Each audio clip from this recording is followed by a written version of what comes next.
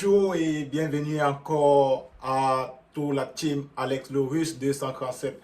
Bon, aujourd'hui nous allons voir un nouveau thème qui est comment immigrer en Russie en tant qu'étudiant.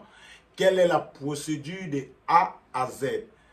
Comment faire pour avoir une admission jusqu'à l'obtention du visa et s'installer en Russie?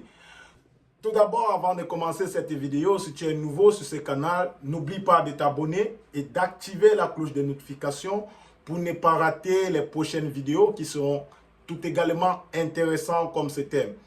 Ok, la procédure d'admission, la procédure d'immigration en tant qu'étudiant sur le territoire russe de A à Z.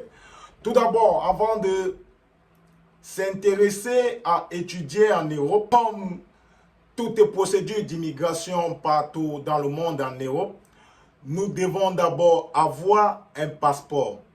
Un passeport, c'est ça la première des choses que nous devons avoir, un passeport. Et ce passeport, ici en Russie, doit au moins avoir une validité.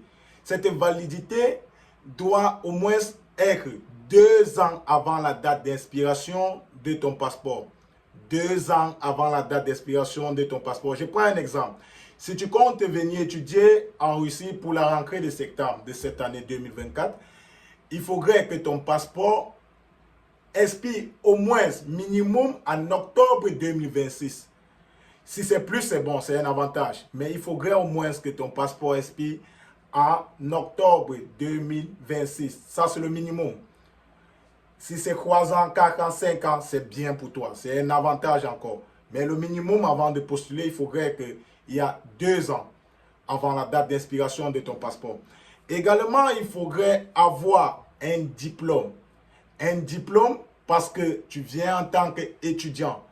Et le diplôme, si tu viens pour étudier, je prends un exemple en licence, qu'on appelle généralement ici baccalauréat. Il te faudrait au moins avoir un diplôme d'enseignement secondaire, c'est-à-dire le baccalauréat. Il te faudrait avoir un diplôme de baccalauréat. Écoutez bien les amis, un diplôme de baccalauréat.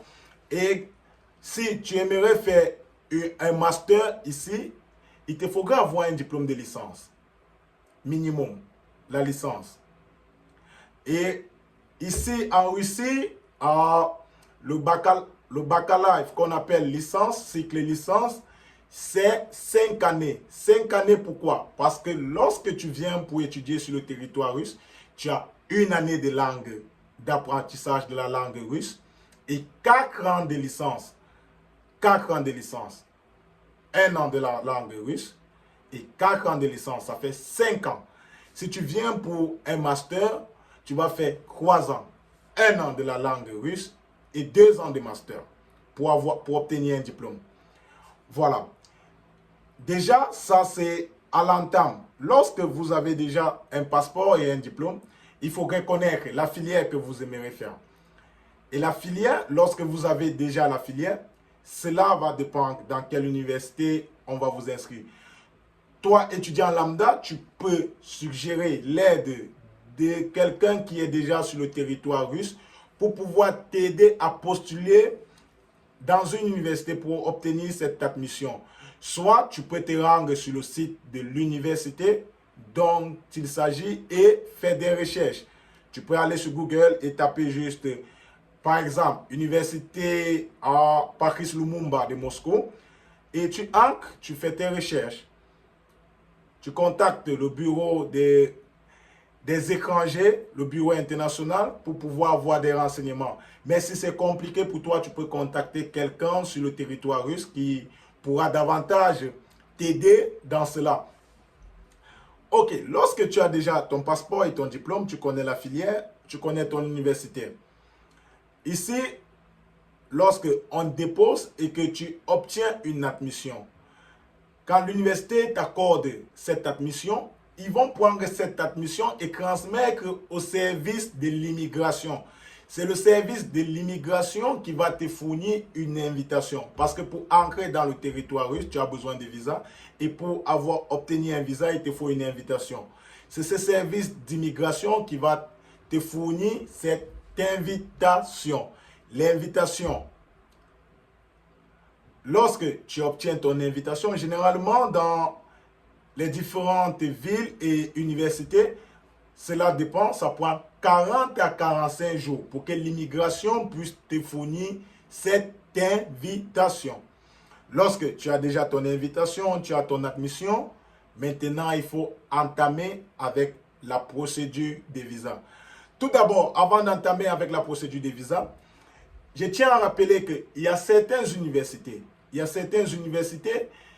qui peuvent vous obliger à payer la totalité de la scolarité en année de langue. Parce que comme j'ai dit, lorsque un étudiant arrive sur le territoire russe, un nouveau étudiant étranger, tu passes d'abord par la faculté de langue, qu'on appelle faculté Podgatovice. C'est une faculté de préparation pour apprendre la langue russe. Quand cette université peut te demander de payer la totalité de la scolarité de l'année de langue, ou alors de payer une partie de la scolarité, la moitié au moins de la scolarité avant d'arriver sur le territoire. Lorsque tu as déjà payé et que tu as déjà obtenu ton invitation, ton admission, là maintenant il faut passer à l'étape de la demande de visa. Pour ceux qui sont au Cameroun, parce que moi je suis camerounais, bien sûr, on va vous demander de légaliser vos diplômes.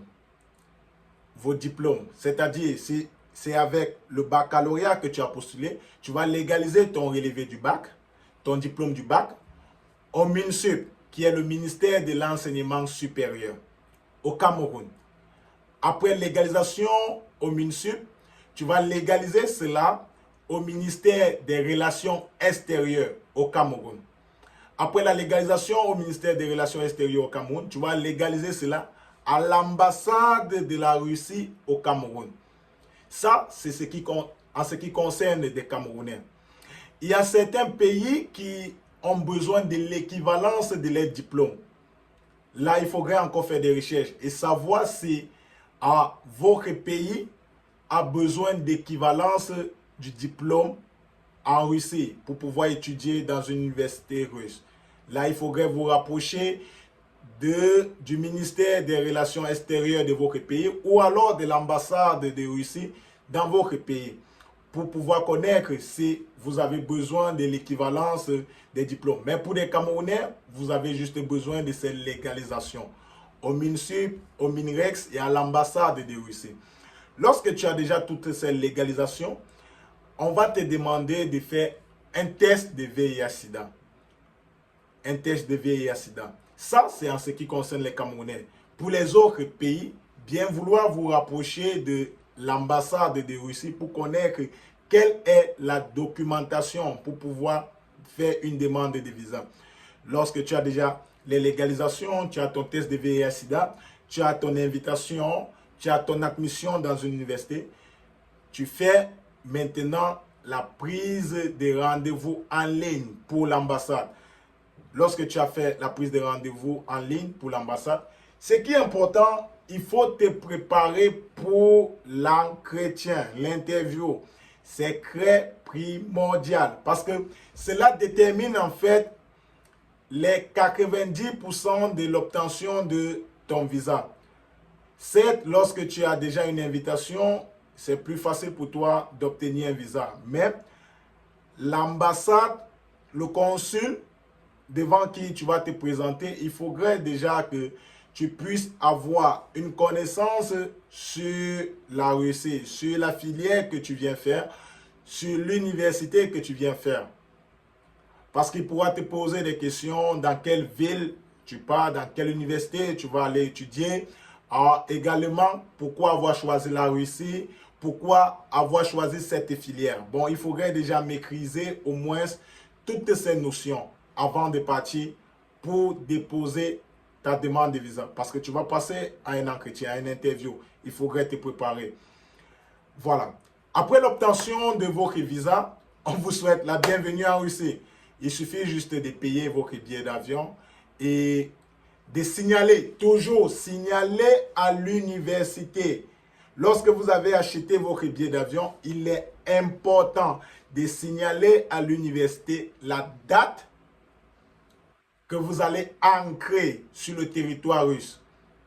La date que vous allez ancrer sur le territoire russe. On demande généralement de signaler 10 jours à l'avance. 10 jours à l'avance. C'est pour dire, lorsque tu as acheté ton billet d'avion, directement écrit à ton université, si c'est toi-même qui as fait ta procédure, ou alors écrit à la personne qui a pu t'aider pour pouvoir obtenir une admission ou bien une invitation au niveau de la Fédération de Russie. Tu l'écris directement pour dire voilà mon billet d'avion. Lui, il va se charger de signaler au niveau de l'université pour dire tel étudiant arrive sur le territoire tel jour. Pour que l'université se charge déjà également de signaler au service de l'immigration pour dire l'étudiant arrive. Au niveau du pays, on va vous donner un visa de maximum 3 mois, fonction de votre lettre d'invitation bien sûr.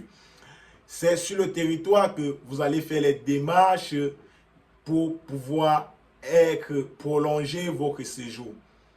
Voilà. Lorsque vous avez signalé déjà au niveau de l'université votre arrivée et que vous avez payé votre billet d'avion, vous arrivez sur le territoire russe. L'université doit envoyer forcément un représentant de l'université ou alors si vous êtes passé par un intermédiaire, il pourra venir vous chercher au niveau de l'aéroport et vous accompagner dans votre université pour pouvoir faire toutes les démarches. Lorsque vous êtes déjà dans le territoire de la Russie, les lois russes sont de telle sorte que tu as maximum 7 jours pour pouvoir t'enregistrer dans une université. Pour dire 7 jours pour pouvoir avoir un enregistrement. Sinon, après cela, tu n'es plus légal. Tu vas payer des amendes qu'on appelle ici shkraf. Et avec des explications. Tu as 7 jours. C'est pour dire, dès que tu viens, soit tu dois aller directement dans ton université pour pouvoir te signaler. Mais voilà, je suis déjà sur le territoire. Et entamer la procédure de ton enregistrement. L'université va récupérer ton passeport. Au niveau de l'aéroport, on va te remettre une petite carte. Cette carte est très importante pour ton séjour. C'est cette carte qu'on appelle la carte d'immigration. C'est très important pour ton séjour. On s'est rendu compte dans le passé que lorsqu'on partait chercher des nouveaux étudiants, on donne cette carte, on a donné cette carte à un étudiant. Lui, il avait plié, froissé et jeté dans la poubelle. Parce qu'il n'avait pas déjà cette information, que cette carte est très importante pour son séjour. Toujours bien garder ces documents. Cette carte, tu le mets directement dans ton passeport parce que c'est ta carte d'immigration. Lorsque tu es enregistré au niveau de l'université, tu as fait toutes les démarches, tu as payé ton logement, tu as fini ta scolarité et tu es installé, on te donne une chambre universitaire. Il y a des examens. Il y a certaines universités, avant d'entrer dans les dortoirs universitaires, vont te demander de faire des examens médicaux. Tu vas faire ces analyses qui sont la prise de sang pour pouvoir contrôler si tu n'es pas malade, si tu n'es pas infecté. Tu vas faire le scan du thorax pour voir si tu n'as pas de problème de tuberculose ou bien tu ne souffres, en fait, que tu ne souffres pas, que tu es en bonne santé, c'est ça. Lorsque tu as fini tous ces examens et que tu intègres le foyer universitaire qu'on appelle généralement ici l'apshigiti. Lorsque tu es déjà dans le foyer universitaire, c'est tout. Tu peux commencer tes cours en année de langue. Tu commences tes cours en année de langue. Pour les prochaines vidéos, on va parler un peu comment se passent les cours en année de langue. Bien sûr, si vous avez des questions, si vous avez d'autres questions, n'oubliez pas de mettre en commentaire pour qu'on puisse résoudre ces différentes questions. Surtout, n'oubliez pas de vous abonner, de liker, de partager et de mettre un gros pouce bleu. Merci beaucoup et pour les prochaines vidéos. Ciao, ciao.